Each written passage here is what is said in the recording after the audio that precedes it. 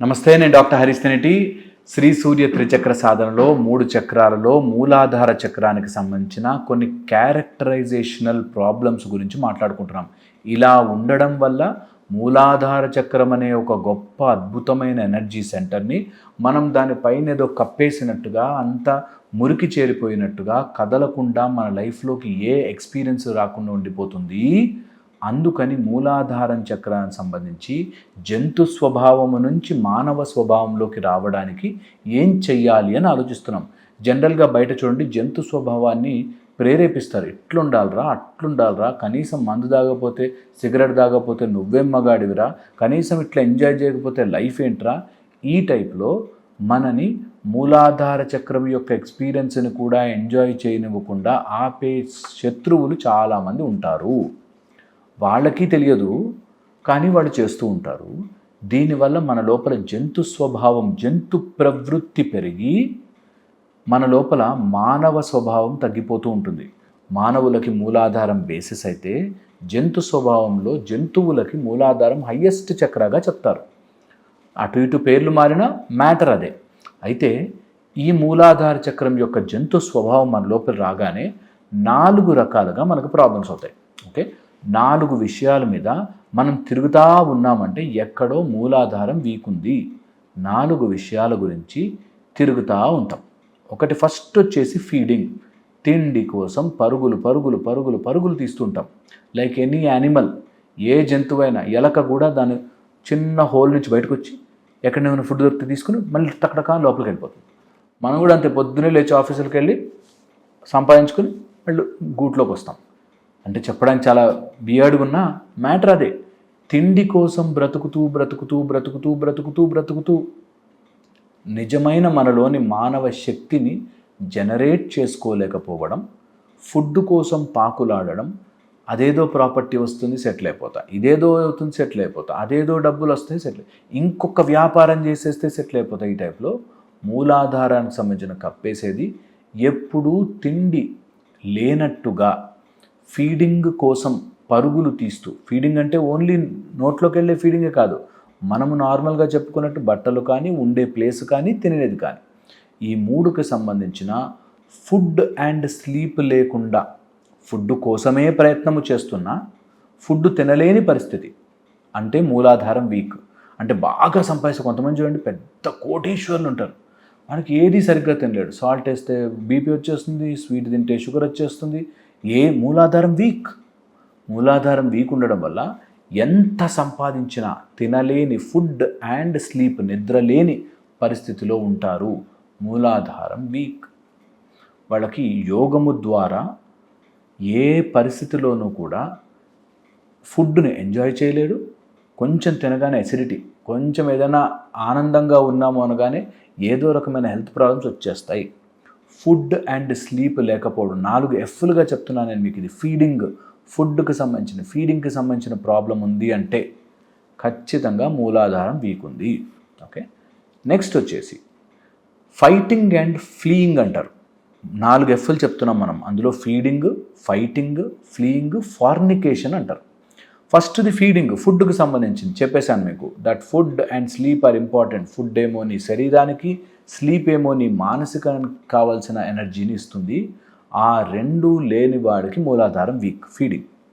Next వచ్చేసి fighting and fleeing. ఎవరితో అయినా ధైర్యంగా ఒక యుద్ధం వచ్చినప్పుడు నాంచి సాగదీసి వాడంతే, వాడు మారడు అని ఏడుపుకోకుండా ఫైట్ చేస్తే గట్టిగా ఫైట్ చేయి. పారిపోవడానికి ప్రయత్నించేవాడు ఎప్పుడు కూడా మూలాధారం వీక్. ఎంతసేపు తప్పించుకోవడానికి ప్రయత్నించేవాడు మూలాధారం వీక్, పారిపోతారు. మీరు చూడండి, జంతువుల యానిమల్ కింగ్డమ్లో చూడండి, ఒక జంతువు వెంటబడితే ఇంకో జంతువు పారిపోతుంటుంది. ఓకే, ఎప్పుడు కూడా ఇది వెరీ వెరీ డేంజరస్.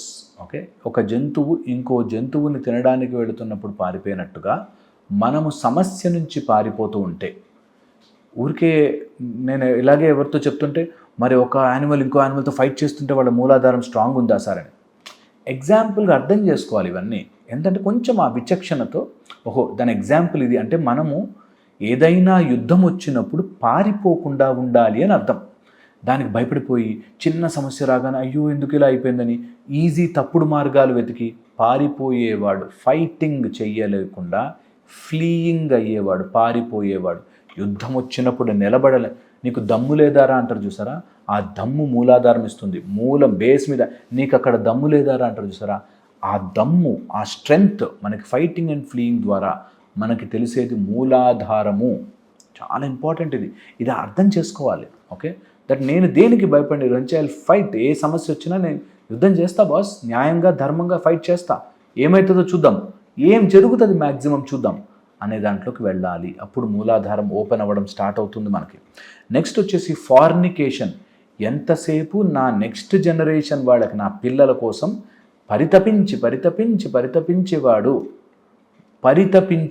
పోనీ వాళ్ళ కోసం మనం ఏం చేద్దాం పట్టు అనేటట్టు కాకుండా, పిల్లలు బాగుండాలండి, నా పిల్లలు బాగుండాలి, ఇందులో ఉన్నవాడు ఫార్నికేషన్. Very very risky. మీ మూలాధారం ఎప్పటికీ యాక్టివ్ కాదు. పిల్లల కోసం, నెక్స్ట్ జనరేషన్ కోసం మనం ట్రై చేస్తాం, బట్ ఆ ట్రై చేసినది ఎప్పటికీ మనని ఇంప్రూవ్ చేసే విధంగా ఉండాలి, వాళ్ళ లైఫ్ మెరుగుపరిచేలా ఉండాలి. కానీ బాధపడిపోయి వాళ్ళు సంతోషంగా ఉంటే చాలండి, నేను తిండి మానేసినా సరే అనేది ఫార్నికేషన్ ఇస్ రాంగ్. ఓకే, ఇది అర్థం చేసుకోవాలి. ఈ 4 F'లు కనుక మనం గుర్తుపెట్టుకుంటే మన లైఫ్లో మూలాధారము జంతు స్వభావం నుంచి యానిమల్గా బిహేవ్ చేయకుండా మానవులుగా మారడానికి. కొంతమంది యానిమల్సే బాగా బతుకుతున్నాయండి, మనకంటే జంతువులే నయం, ఈ టైప్లో చెప్తుంటారు. జంతువుల్లాగా ఉండాలి, జంతువుల్లాగా మారాలి, ఒక జంతువుని చూసి నేర్చుకో, కుక్కను చూసి నేర్చుకోవచ్చు, బట్ అలా మాత్రం మనం ఉండకూడదు. ఎందుకంటే మనం మానవులం, మనుషులకి సంబంధించిన కొన్ని నియమనిష్టలు ఉన్నాయి. అవి తెలుసుకుని వాటికి తగ్గట్టుగా బ్రతికితే మూలాధారము నుంచి పైకి స్వ అధిష్టానముకి వెళ్ళే ఛాన్స్ వస్తుంది అంటారు. సో మూలాధారానికి సంబంధించి మనం మెయిన్గా తెలుసుకోవాల్సింది తిండి. మన తిండి మనమే సంపాదించుకోవాలి. నిద్రని నెగ్లెక్ట్ చేయకూడదు. ఈ రోజుల్లో 2 గంటల నిద్ర సరిపోతుంది, 5 గంటల నిద్ర సరిపోతుంది. నో, నిద్ర చాలా ఇంపార్టెంట్. నిద్ర దేవీ భాగవతంలో చెప్తారు, నిద్రపోయే వ్యక్తిని లేపను కూడా లేపద్దు, అది అమ్మవారిని ఇన్సల్ట్ చేసినంత పాపం అని చెప్పి నిద్రపోయే వాళ్ళని డిస్టర్బ్ చేయకూడదు అంటారు. నిద్ర అంత ఇంపార్టెంట్. దేవతలకు సైతం చెప్తారన్నమాట, నిద్రపోతున్న వాడిని డిస్టర్బ్ చేయకు అని. అది చాలా చాలా ఇంపార్టెంట్. నిద్ర మంచి డీప్ స్లీప్ రావాల్సిందే. దానికి ఎవడి తోడు లేకుండా మీకు మీరు మంచి నిద్ర, డీప్గా నిద్ర వెళ్తే లోపల చాలా హీలింగ్ జరుగుతుంది. ఫుడ్, స్లీప్ కంపల్సరీ చాలా ఇంపార్టెంట్. నెక్స్ట్ వచ్చేసి ఫైట్ వస్తే ఫైట్, ఫ్లీ వస్తే ఫ్లీయింగ్, పారిపోకుండా యుద్ధము చేసి దాన్ని తలుచుకొని బాధపడద్దు. అప్పుడు అలా జరిగిందని ఫైటింగ్ గురించి ఆలోచించకుండా యుద్ధములో ఉంటే యుద్ధము చేయి, అంతేగాని దాని గురించి తలుచుకొని బాధపడకు. అండ్ ఫార్నికేషన్, నీ నెక్స్ట్ జనరేషన్ వాళ్ళ కోసం, నీ పిల్లల కోసం ప్రొక్రియేషన్ ఎంతసేపు తప్పించవద్దు. కొంతమందికి పిల్లలు పుట్టని వాళ్ళు ఉంటారు, వాళ్ళు ఇంకా అదే లైఫ్ ఎజెండాగా పెట్టుకుని, అయ్యో పిల్లలు ఎందుకు పుట్టలేదురా అంటే, వాళ్ళు ఏమనుకుంటారో వీళ్ళు ఏమనుకుంటారో, నా జీవితంలో నాకేదో తీరిపోయిందో, కోరిక తీరలేదో, ఇందులో ఉంటారు. ప్రయత్నపూర్వకంగా దాని నుంచి, ఆ ఐడియా నుంచి బయటికి రండి. ఓకే, నేను చెప్పింది ఆలోచించండి. మళ్ళీ ఇంకో వీడియోలో కలుస్తాను. మీ అందరికీ మూలాధార చక్రానికి సంబంధించిన కొన్ని ఇంపార్టెంట్ పాయింట్ చెప్తున్నాను.